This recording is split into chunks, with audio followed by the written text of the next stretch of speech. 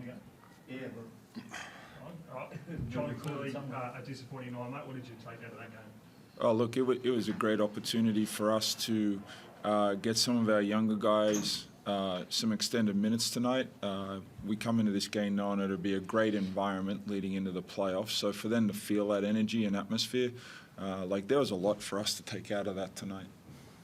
Obviously, did see Bryce at the night. How close was he to playing? Yeah, look, he come to shoot around, and it was just a wise decision on our behalf. So just a bit of a knee injury. Given that obviously places couldn't change between you guys, was it a case of just this game not potentially being a dead rubber in terms of results that you weren't willing to take the risk with Bryce? Yeah, for sure. But he was at shoot around. He tried to make it work. So we put our heads together, and that was the best decision. Clearly a bit of time off, so yep. Potentially no risk at missing that semi. No, not at all. He'll be back at practice when we have after the NBL awards. Yep. Started the game pretty well, but then that second quarter really got away from you. What changed in that second quarter from your perspective that got the Jackies on top? Yeah, look, we didn't make shots, we didn't execute so well, but then they capitalized on that and really got the crowd into it. They made some spectacular plays as well that energized it, so it was tough to regroup and gain any kind of momentum after that.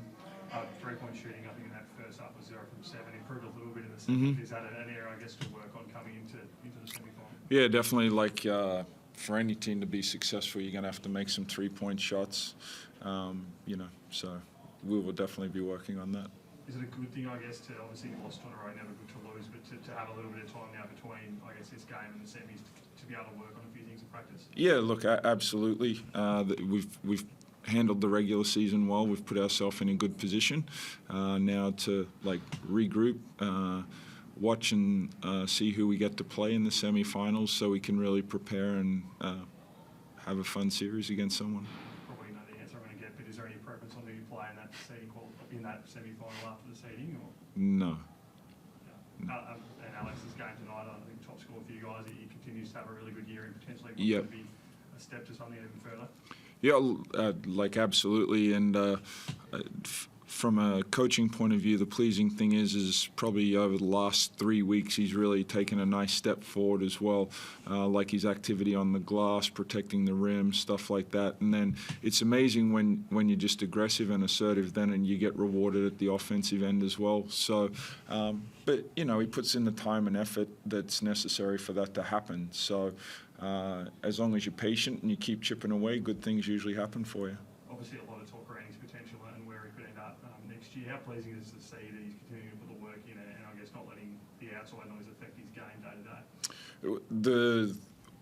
One of his best attributes, and it's it's great to talk about it, but it seems like we're on repeat, is we haven't had to worry about that. We haven't had to manage it. So that's a credit to him and his family with having, a very open mindset to this being a situation that could work out beneficial. But in any relationship, it's two ways. So he has to hold up his end of it, and he's certainly done that. And what I would say is his teammates have really embraced him, and that it's a good environment for him to succeed in. Alex, obviously first year, mate. How have you found your year in the Wildcats? Yeah, I mean, the year isn't over, first of all, but it's the regular season went by really fast, and I think we're just ready to go on with the playoffs. As you said, a lot more to go now. You have a little bit of time for that semi-final series. I guess from a playing perspective, what do you feel like the group needs to work on heading into the big time? Yeah, I mean, I always have to work on my game, so just everything really, just go hard in practice and get my stamina up and get ready to produce in the playoffs. How tough was it in that second quarter? We saw, as we said, the Jackies got really well on top and did their work on the defense and the offense was real key. How tough was it on the floor to kind of start all that momentum and get the game back on your terms? Yeah, I mean, they were making tough shots in transition, so it was a really fast-paced game, and we was missing shots, but we just kept our head up and just kept playing and trying to win. As John said, a few different looks tonight with Bryce on out there. How important is it, I guess, to be able to get some more minutes into the guys heading into the playoffs? Yeah, I think it's good. It gives confidence to everybody. The whole team is I got some playing time tonight, and everybody know what you got to work on heading to the 3 weeks we got before the playoffs. So I think it's a good thing. Last one, John Christian's all good from Illawarra the other night, no lingering effects. Yeah, like he certainly wouldn't have played tonight if there was any possibility of him not being able to get through the game. So yeah, and I think it was good that he got out there to play so he could just push through that a little bit. Awesome. Craig, one of you go ahead. Yeah, John, once you knew Bryce was out, you showed them nothing that they could see really in a final in a couple of weeks' time. They showed you all their plays. Were you conscious of making sure that they didn't see a lot of what you might come up against them with if you played during the finals? Yeah, I liked in the first half how we didn't show them how we can make threes. That was really important. But the most important thing was for our younger guys.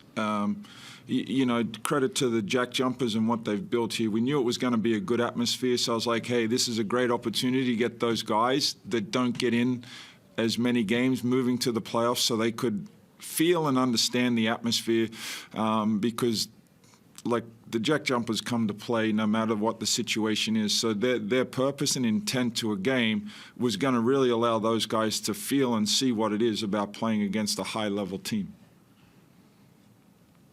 So is there anyone that you walk away with going, that I can really call upon that person specifically now for the playoffs if necessary?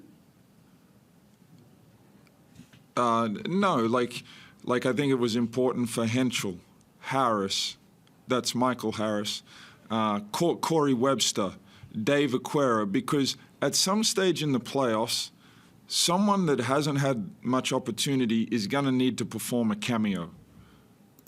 I know that much through experience. So for them to do this and we go away from the game for 3 weeks, it was important to utilize this game so guys understood what that felt like. And Jesse only played 6 minutes, didn't play the second half and had ice on his ankle. Yep. Did he hurt his ankle or was that planned? No, so I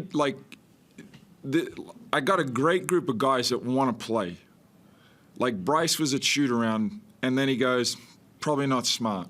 Jesse, same kind of thing, but he wanted to play Doolittle. So, you know, like he played, it just was starting to get probably a little stiff and sore. So halftime came and we made a wise decision so he can be ready for the playoffs because he's a huge part of our success. Thank you. Thanks, Craig.